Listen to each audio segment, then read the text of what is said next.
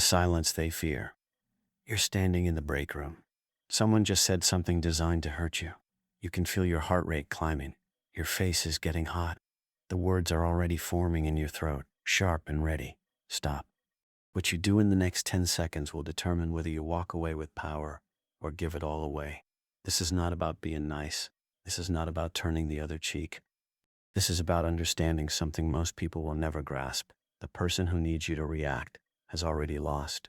There's a peculiar violence and fake toughness, not the physical kind, the psychological kind.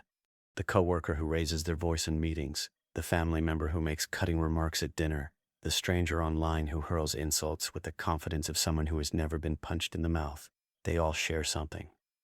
A desperate need for your reaction. Psychologists have a term for this, narcissistic supply. But you don't need clinical language to understand it. Watch a bully when no one flinches. Watch what happens to their face. That momentary confusion. That flicker of panic. They just swung at air. Their power was never real. It was a magic trick, and you were the one making it work. Most people, they spend their lives trapped in a cycle they don't quite understand. Someone provokes them, they react, and that reaction, well, it just confirms they can be controlled. So, the provocations continue. They become angrier, more defensive, more reactive. They think they're standing up for themselves, but really, they're just handing over the keys to their own nervous system. The therapeutic literature is just full of case studies, you know. The client who explodes at their boss and, bam, gets fired. The parent who screams back at their teenager and then watches that relationship just disintegrate. The partner who matches their spouse's rage and then wonders why nothing ever gets better. In each case, the pattern, it's identical. Someone pulled a trigger, and the person thought pulling a trigger back was strength. It wasn't. It was surrender. But there is another way. It requires something most people don't quite have. The willingness to endure discomfort without medicating it with action. Silence, it's not weakness. Silence, it's a fortress. When someone attacks and you say nothing, you create a void. And humans, we are terrified of voids. We fill them, we explain, we escalate, we reveal ourselves. But if you can hold that silence, something shifts. The aggressor is suddenly performing alone. Their anger looks theatrical. Their insults sound rehearsed. Without your participation, the whole performance, it just collapses. A therapist once described working with a client who was being bullied at work. Now, the client, they wanted scripts, comebacks, ways to fight back. Instead, the therapist taught them to pause, to breathe, to let the insult land in silence, and then calmly continue with whatever they were doing. Within 2 weeks, the bullying stopped, not because the bully had a change of heart, you see, because bullying only works when it gets a reaction.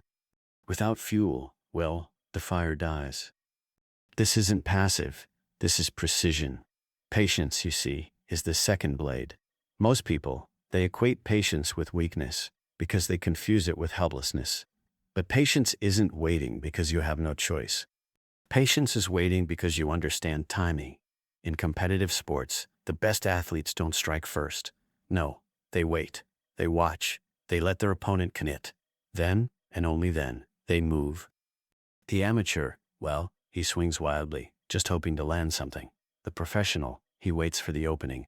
The same principle, it applies to conflict. The person who speaks first, they often lose. They reveal their position. They show their emotional state. They give information they can never take back. Meanwhile, the patient person, they're gathering data. They're watching body language. They're noting inconsistencies. They're waiting for the moment when a response will have maximum impact. And often, that moment never comes, because silence itself was the perfect response. Timing, that's where patience becomes surgical. There's a difference between never responding and responding at the wrong time. The skilled strategist, he knows when to speak and when to withhold. Consider the corporate environment. Someone undermines you in a meeting. The instinct is to defend yourself immediately, to correct the record, to prove them wrong. But what if you waited? What if you let them continue, let them overextend, and then, 3 days later, in a different context, calmly presented the facts that contradict their narrative? Now, you look measured, they look emotional. You have the high ground without ever raising your voice. Timing is not manipulation. timing is choosing the conditions under which you engage. It's refusing to fight on someone else's terms. Non-reaction is perhaps the most difficult strategy because it feels like losing. Someone insults you, and you feel the biological imperative to defend yourself. Every nerve wants to fire back. But non-reaction is not suppression. It's not pretending you don't feel anything. It's feeling everything, and choosing not to let that feeling dictate your behavior. Cognitive behavioral approaches teach this as emotional regulation. Mindfulness traditions call it equanimity. Military strategists understand it as discipline under fire. Whatever you call it, the principle is the same. Your feelings are real, but they are not commands. When you master non-reaction, you become unsettling to aggressive people. They're used to pushing buttons and watching people dance. When the buttons stop working, they escalate. They push harder, and in that escalation, they reveal themselves. You never had to say a word, no. They destroyed their own credibility. Detachment, you see, is the philosopher's tool. It's the ability to observe conflict without being consumed by it, to see the pattern without getting lost in the emotion. This isn't cold indifference. No, this is clear-eyed assessment. When you can step back and see the interaction for what it truly is, a power play, an insecurity on display, a desperate bid for relevance, you stop taking it personally. The Stoics, they understood this. Marcus Aurelius rode from a battlefield, surrounded by people trying to kill him, and somehow maintained his perspective. His writing isn't filled with rage, it's filled with observation.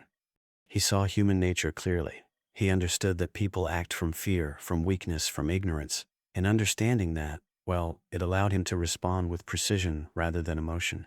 You can do the same. The person attacking you, they're not your nemesis. They're a case study. They're showing you their psychology in real time. So watch, learn, don't participate.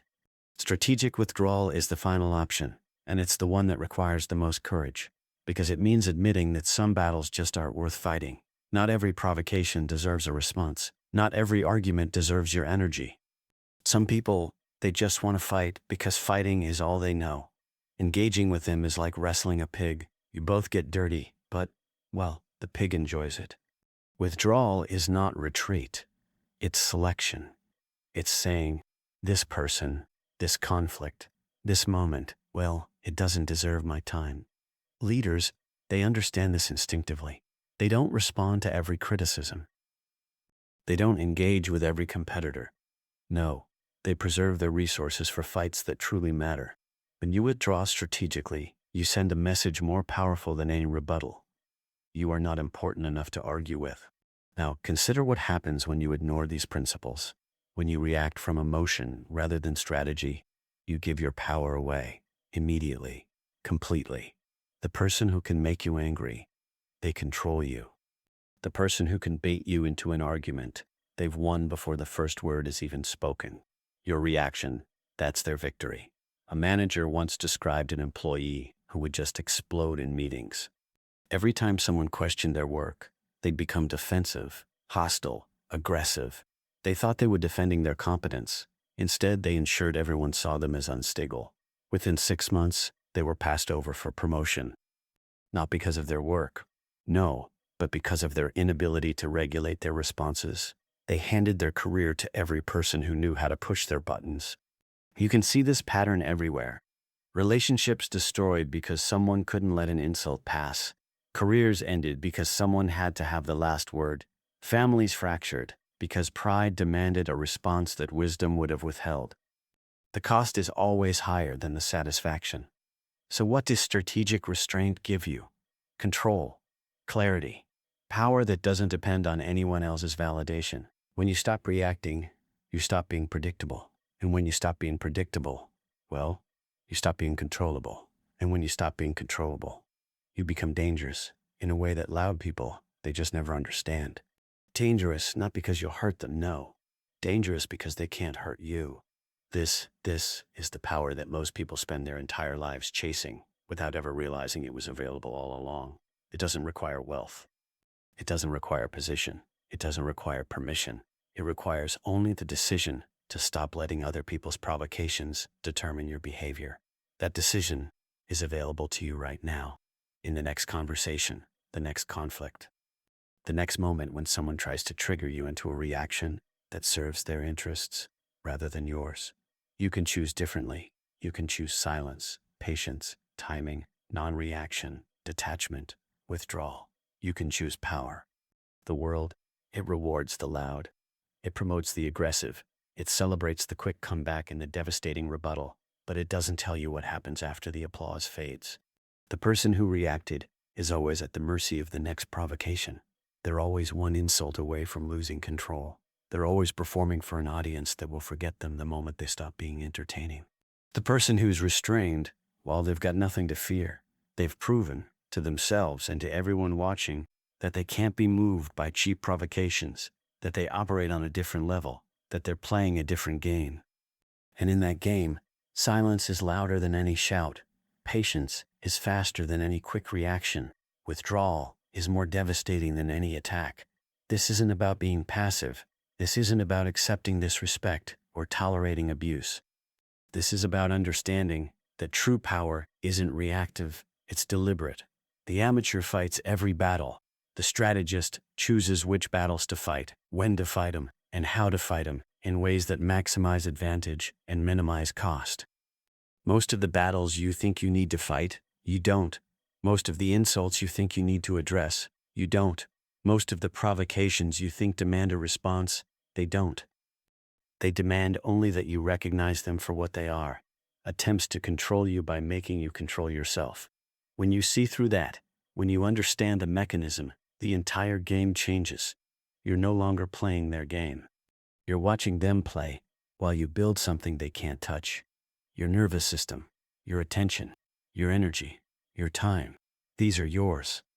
And the moment you stop giving them away to every person who knows how to push a button, you become someone entirely different.